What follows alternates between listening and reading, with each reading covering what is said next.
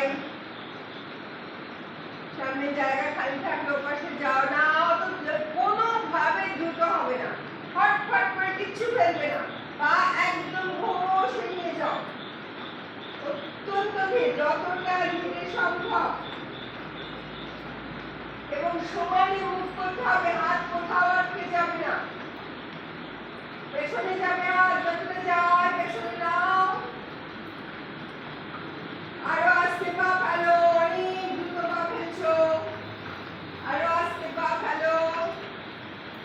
অনেক দ্রুত পা ফেলছো,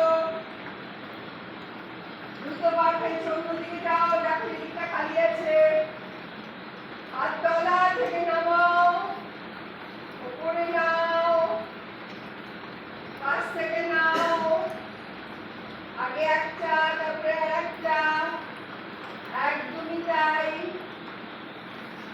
ধীরে নামো, কখনো পেছো, সবসময় যে এগোতে হবে তার কোনো মানে নেই, পেছো, হাত এক জায়গায় থাকবে না, চেষ্টা করো